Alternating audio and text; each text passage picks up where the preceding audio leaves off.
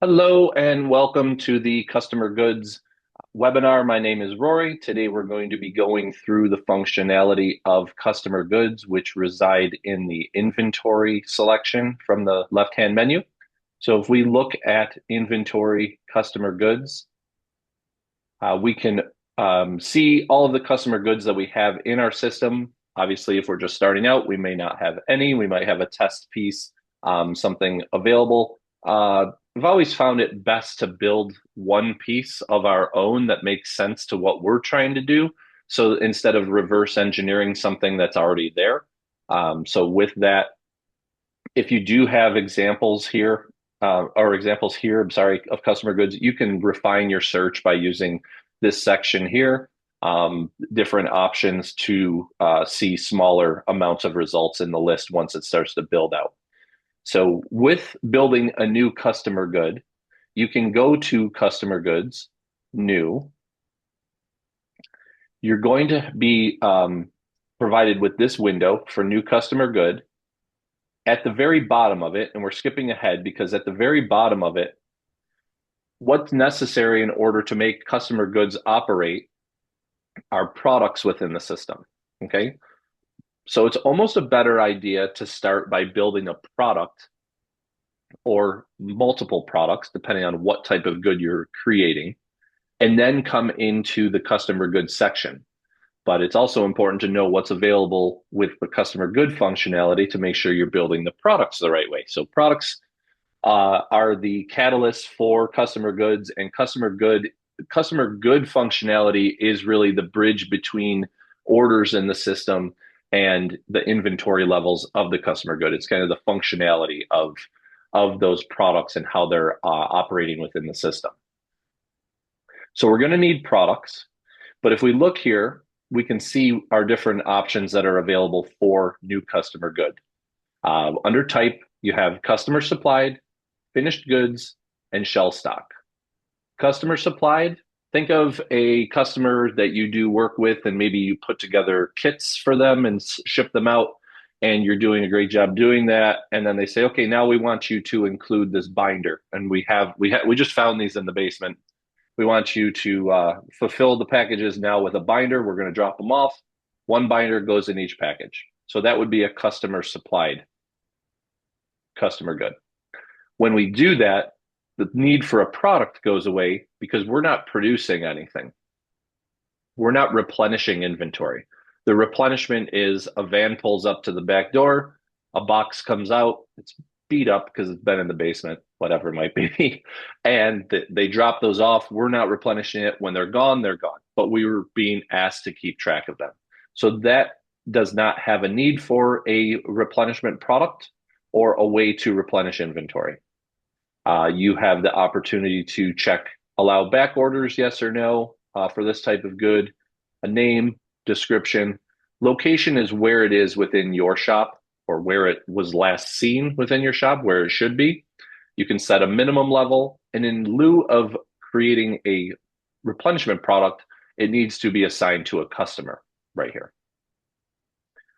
So that is the customer supplied side. Finished good opens up different options. We can say prepaid, yes or no, allow back orders. The same fields are available. Customer goes away because replenishment product is put in its place. And that replenishment product that we would create in online ordering products is tied to a customer. So that's why the customer field is not present. A finished good is something that when it's printed or produced, doesn't have to be printed, it's manufactured, and then that's it. It's done. You can put shipping on top of it, but you can't charge a secondary step for that. You can't charge a line item for a handling fee or a kitting fee or an imprint, a die cut, whatever it might be. There's no chance to do that. Once it's done, you print 100,000, you put them on the shelf. Someone orders, they want 200 sent here, 200 sent there. No problem. We send it out. We can charge for shipping. That's it. Shell stock is a little bit misleading with the name because you would initially think this is just for business cards or this is just for like door hangers printing addresses on them, or real estate flyers, specific to a home listing. This could really be anything. It could be something that you print, you have on the shelf, and then there's a secondary step. Maybe you don't imprint them, but then you fold them and pack them into, an envelope or something like that. That would be a shell stock item as well. So it doesn't have to just be a business card shell or imprint.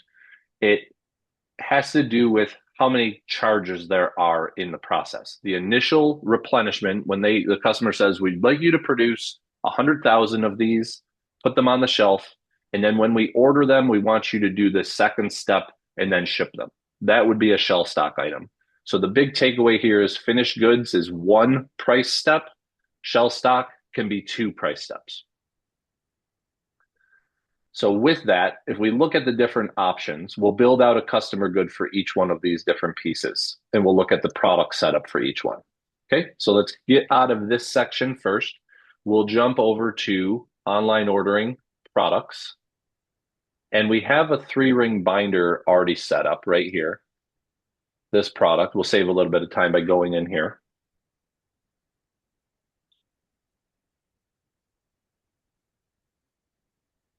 So again, if they're dropping off a 3-ring binder, they have a silver logo on them. However you want to differentiate it from something else, great. In the description, I just have provided by client for fulfillment, just information internally.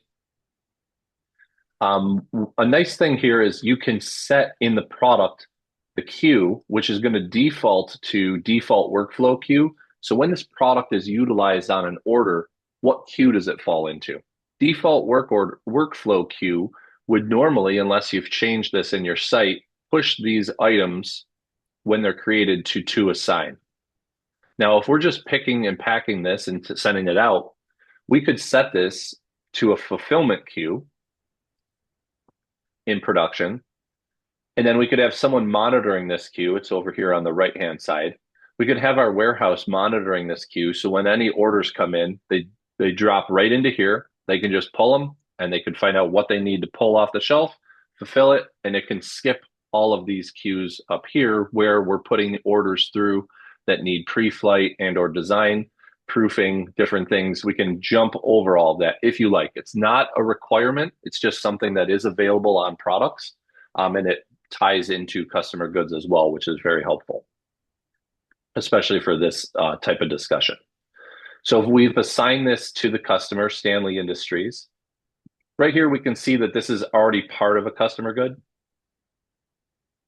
It wouldn't be initially. We would build this out and it wouldn't say that there's a customer good, but we've already assigned this to a customer good. I'll show you where that's done. And then what we're doing here is for a for a customer supplied, this is how we're depleting from inventory. Remember, we don't have a replenishment. This is not inventory going in. This is only going out, and we're not charging anything to do this. In this case, it's just part of the package. So it's fairly simple takeaway for a customer supplied good. We just need a product line item to act as the order line item when we have to deplete from inventory. Remember, no inventory going in. That happens by the customer dropping it off. This line item right here, if we go here, sorry.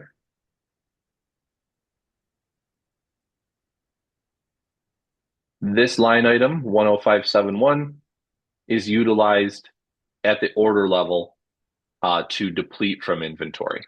And what you want to do within this type of piece is figure out, like, okay, do they usually send out 5 of them at a time? Do they usually send out 20? What else might there be, right? So this should be set at a level that you don't have to change it all the time. Like if it's normally 5, then set it at 5. You can always change it per quote or per order. And yes, you can use these in a quote if you need to, and then convert it to an order and it will change over as a replenishment or in this case, depletion. So if normally they have a quantity, set that here as your default. I'll just leave this as 1 for now.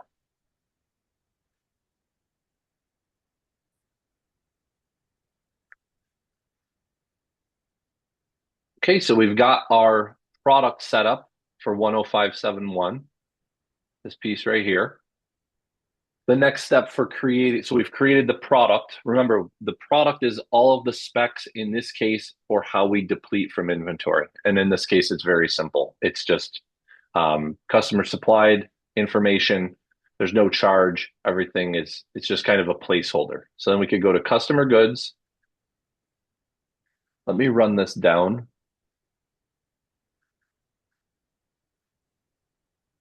Just 1 second so we can start fresh here.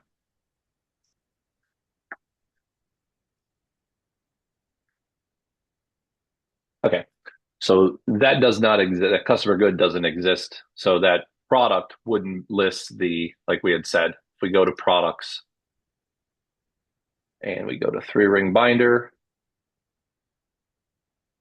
there's no customer good associated with this because I just deleted the customer good. So we could start over. Okay, so we would go to build the customer good and we would say new, customer supplied. Do we allow back orders? Yes or no? 3-ring binder. This is the name that's utilized in the customer goods section. If you want to match it up to what the product is called, that's great. It's up to you. It's just naming conventions. This is what's going to show on the order. This is what's going to show internally at the customer good level. Optional description, location. This could be aisle A or aisle 1, row A, however you want to label that.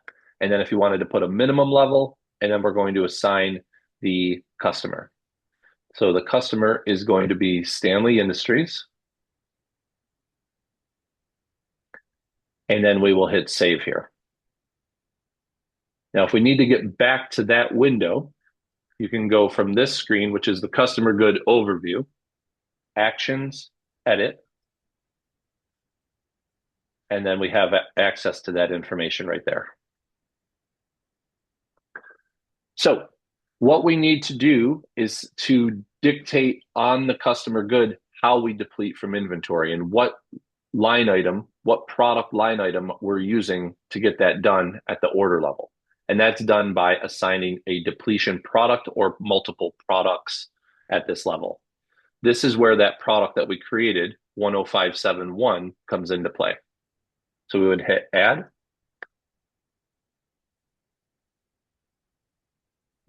(10571) is right here. Add.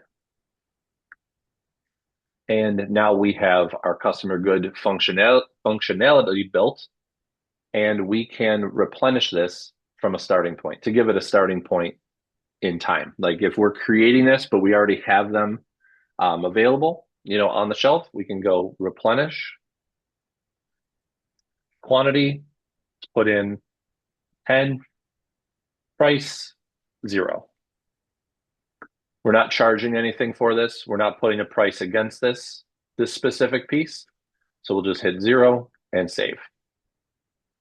So now we have a manual replenishment record in the inventory section with an order date, quantity, price per, price, on hand and available, and value left. So when we want to utilize these, and this is very important, when we want to utilize these, we refresh this. If we refresh this, we'll now see that that's part of a customer good, and you can get to it by going right here. This will take you right to the customer good. Just a heads up there. I wanted to show you that as well. So when we want to utilize this, the customer calls and they email and put through an order that has, that piece on it. We would create an order.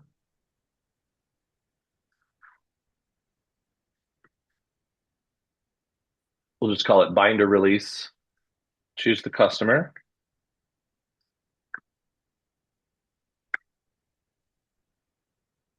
Choose a contact, whoever's doing the ordering, and then save. All of these defaults will fill out. You can adjust them as needed. But what we're seeing a lot of is customers going in and saying, all right, new from product, and that product was part of a customer good, so that will work. So if we do this, and we find that product that we had, and that was 10571, show you the difference between this. Okay, we can pull that product in. And we can make adjustments to this and put this through, but this is not going to tie into the inventory section of the customer good in any way because we're not using the customer good functionality by going to new from product. What we need to do instead of doing it this way is go to goods, deplete if we're depleting inventory. And for a customer supplied good, that's the only option that we would need. Deplete, we would pick 3-ring binders. We can see how many are on hand and available. We can then go into this item. And remember, the way that we set up that product, all of those specs are now available here. Everything that we put in. So if there's notes or information that always needs to be on the order for how it should be packaged or what should happen, all those little intricacies, build that into the product level. Then when it's utilized on an order, that those notes, those specs, all of the information will transfer over every time on an order. So we have this. If we want to send 5 of them, we'll just change the quantity, hit save. We can see here that it's a customer good. It's in aisle 1, row A, so it's all right there. It's not prepaid, 5, and they're allocated. So that is going to drop, when we create this, it's going to drop automatically into, save this, should drop into, did it go to assign? Oh, well, maybe that was on me. I apologize. I know when those come in online, they're being placed in the fulfillment queue if we change that. I'll have to look into that. I apologize. So that order comes in. We've got it right here. And we can see that there is a depletion status. So we know this is a depletion. If we go to this level at the order level that we were changing the quantity on, there's also a depletion status here. This is the key to utilizing customer goods over just going new from product where there was a line item with only the unposted status, not the depletion status. So this means it's coming out of customer goods, which ties into utilizing goods deplete. Okay. And now we've got 5, we can send those out and we're ready to go. So that is the customer supplied side. Next up on the finishing, and there was a question, is there a way to finished goods? Sorry, is there a way to add a pick and pack fee to the item? You could, if your pricing structure is such that it was built into the price of the replenishment, then yes, but not as a secondary step like a handling fee per release. I would set that up as a shell stock. So in products again, let's look at this flyer, for instance, something simple.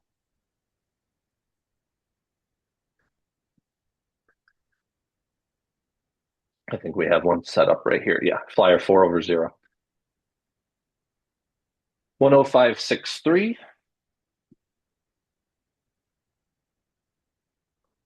So this is going to be something that we are just printing and it's out the door, or it's on the shelf and then it goes out the door.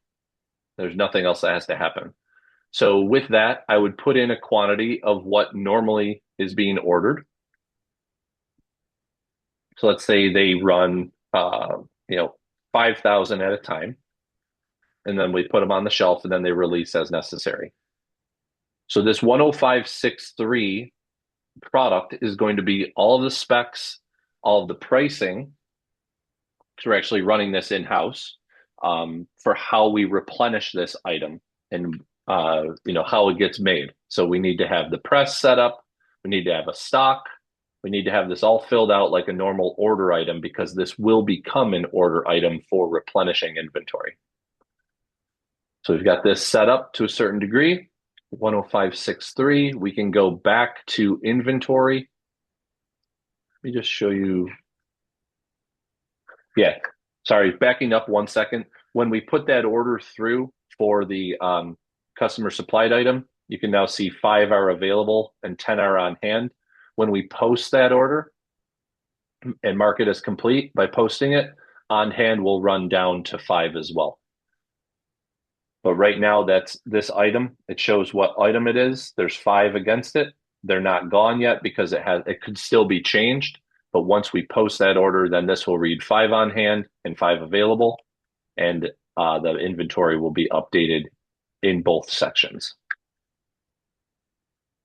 But moving over to customer goods, and we'll say new finished good. And we said that most of the things that we're doing here are prepaid. So we'll mark this as prepaid. This will be a good one to start with. And this will be flyers 4/0. We'll just keep it simple. Location, minimum level if you like. Now we have the replenishment product option instead of the customer. So we'll say edit, and it's 10563.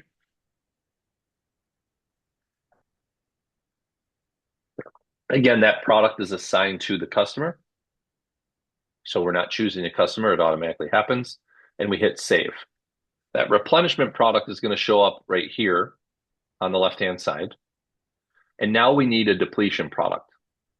Now it's up to you if you want to create another product for how you deplete, like with different information in the line item or different quantity selections. This could play into online. If they're depleting online, depletions can be done on the web to print. Replenishments have to be done in-house on the MIS side, just a heads up. But if you wanted to, this is the one way to do it. You could utilize the same product for both.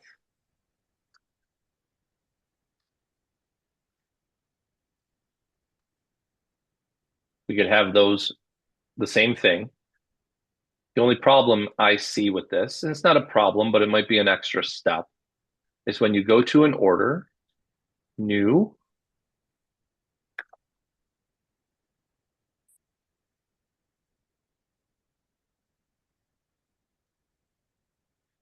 and that was for Bank of London.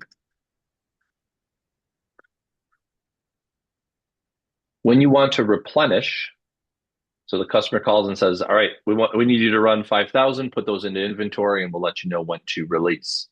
Replenish, this works great because we have this setup defaulted to 5,000, which is normally what they order. And you'll see that there is a replenishment status given to this. But the problem becomes, and again, not a problem, but an extra step, deplete. You can choose the depletion product, but you're going to have to go in each time. Oh, there's not enough, there's no inventory currently available, and we didn't mark it for allow back orders.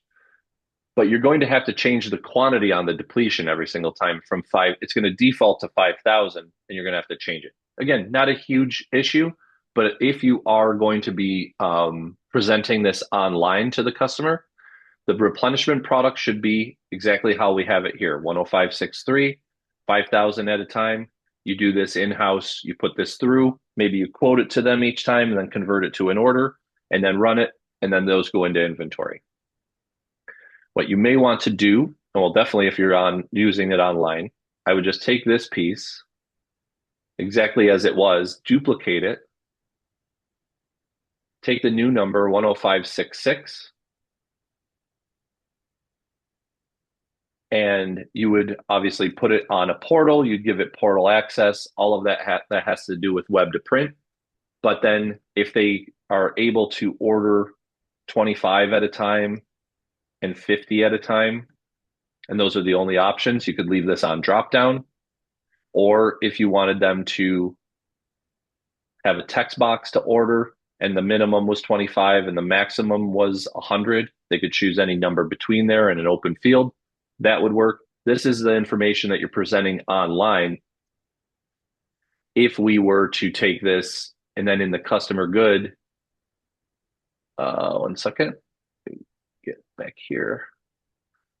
This item would come out of the depletion in this case, and we would add in 10566.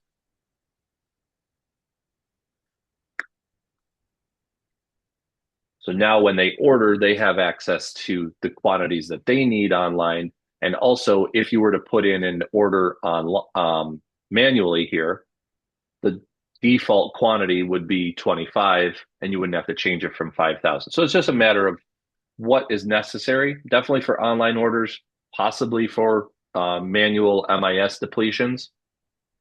That might be very helpful. But just remember, with a finished good, you can use the same product number for replenishment and a depletion, or you can create two different ones if you'd like. It's totally up to you. And it will still, if it's marked as prepaid, it will still only charge on the replenishment. So with that, we should look at, let's go back, oops. Let's go back to here. And let's say we just created this customer good. This is all set up the way we want, but we know we have 1,000 of them on the shelf. Okay. And if we go to actions edit, let me make sure. Yeah, we said it was prepaid. We have 1,000 on the shelf. So we would go to actions, replenish, 1,000. Since it's prepaid, the price is 0. Okay. So it'd be save 0. Those 1,000 would show up in inventory and that would be available to pull from. And when we deplete from that, it's not going to charge them because they're prepaid. If this was not prepaid, and this is just to give a visual to the question that was asked earlier before the call, which is a great question. The question was, if it's not prepaid and we replenish to begin with, and we say we have 1,000 on the shelf, this price is the total price for all 1,000, and it's the price you charge to the customer. It's not your cost. It's not a per piece. It's the total price for the 1,000 pieces. And then that would charge incrementally as the item is depleted from. So let's take a look at that. We'll do 1,000 at $1,000 just to make it simple, dollar piece. Okay, so this is not prepaid at this point. We've got 1,000 in at $1,000. Now, if we go to an order, I'll delete this item. We don't need to replenish this. Goods, deplete. And it's flyers 4/0. Add.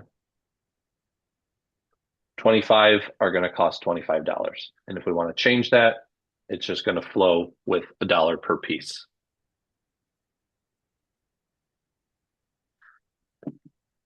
Now remember, with the finished good, you can't charge in 2 places, but you could charge a shipment fee. That's an option. But if you needed to charge in 2 steps, you would be going to inventory, customer goods, and it would be a shell stock item. So it would be something like this business card. So here we have a business card base product and a business card imprint product. 2 different products, both with charges on them. And if we put this in as prepaid, this part of it would be prepaid. This would be charged regardless. So if we look here, again, the whole idea behind this is that the products that are set up become the order items for use when you're replenishing or depleting. So you want to build them with that in mind. The business card base product, which is 10361, I have it listed as replenishment and standard size business card base printed 4/4 replenishment. If we come down here, we can see we print 10,000, enough for 10,000 of the flat size. That's very important to note if we're doing printing for this of the flat size. So we have making enough for 10,000 total cards. So just like an order, it's of the flat size piece here. We're running it on digital 100-pound digital cover. I've taken the cutting out because we're going to leave them as full shells. It's 1 double-sided color sheet. So we're printing double-sided on a digital color press. Again, all of the specs for how we're putting inventory into the system. If we look at 10362, which was the depletion product, so this was 10361 replenishment, how inventory goes in. 10362, how inventory goes out. Business card imprint. And down here, I have quantities of 250 or 500. That's usually what they order. And we have the cost of the stock zeroed out. I have a custom stock entered in. Bank of London base stock. If you hit this little icon here. You can put in a custom stock name, just informationally, zero out the cost because we're not charging for the stock again. And if you look up here, there's no stock cost because we already printed the base. So the imprint is just the press and the cutting in this case. So 1390 imprint for 250, 1480 for 500. You can use product pricing to override those numbers if you like, but there is cutting on this part. And again, it's all of the specs. Oh, here's the other part. All of the specs for how we're imprinting. So in this case, it's a digital black and white press, and it's one black and white single-sided sheet that we're running through, either 250 times or 500 times. Original size, not press sheets. When those two are linked up in the customer good, 10361, 10362, it's going to charge in two different areas. And we can see that happening at the order level. We can go back to this one. This is the same customer. Remember, goods, not new from product. This is not going to give you the right results. Goods, deplete, business card imprint.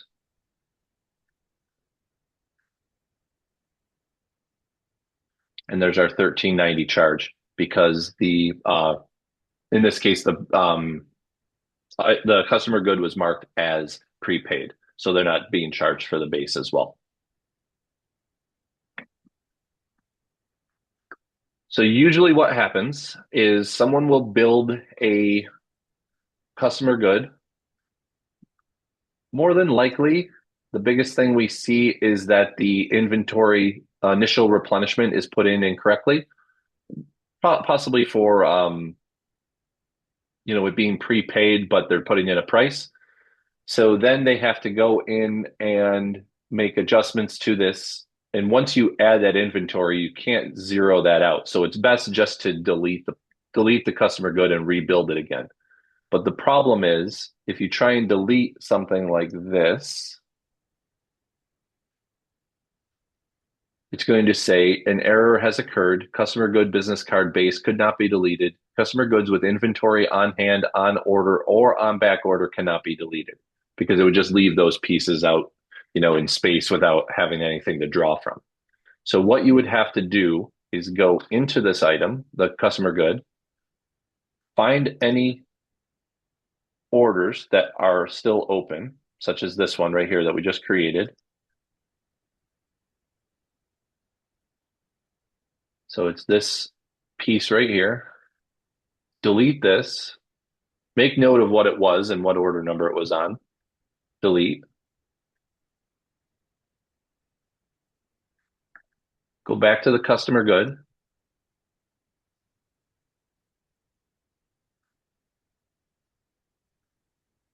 And then you should be able to delete. I'm sorry, the next step would be in the customer good, you need to draw down the inventory level.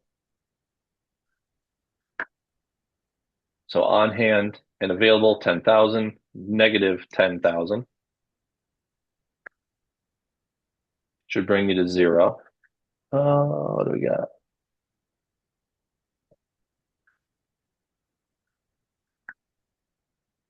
Oh, I'm sorry, there was more available there.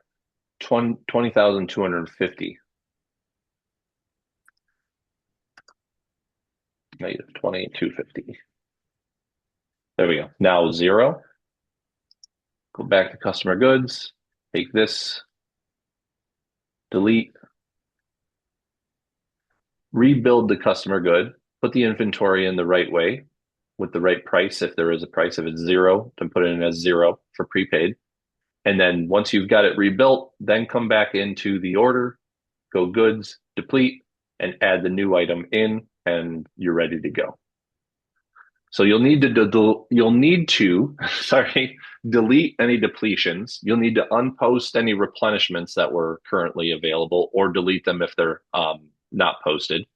You need to make adjustments and then add those depletions back in, and then add any replenishments back in as well. So if that comes up that you run into an issue along the way, We're just a couple clicks away. It's usually specific to a certain need, and I don't want you just deleting things that maybe you don't have to delete. So if you run into an issue and you're kind of stuck, just remember we're always right here. Issue, submit ticket. Let us know what you need in your specific scenario. We can jump in, take a look at it, and offer suggestions and or just clean it up for you and get you on your way, because this isn't the only thing you're probably doing in that moment. There's probably 5 to 10 other things that you're supposed to be doing, and we're aware of that. And we're here for you. So that's the important thing. The last piece that I just want to make sure that everyone's aware of is that with the online ordering side of things, replenishments are not available online. Depletions are available online. So if the customer wants to deplete from inventory, that's great. They can do that. But replenishments have to be run in-house utilizing goods replenish. Now, the nice thing also is if you have a replenishment or a depletion for that matter, and this job is completed, say 2825, and this is for the flyer, and then we post this, we've got this done, it's all set to go, it's shipped out. We're skipping some steps here to save time. Okay, so this is all set, and it's the flyer 4/0. It would be right here. 975 and 975 on hand and available. Expand 11241, 11241. It's coming out of here. Okay, so it pulled the 25 that we ordered. They're no longer available on hand and no longer available.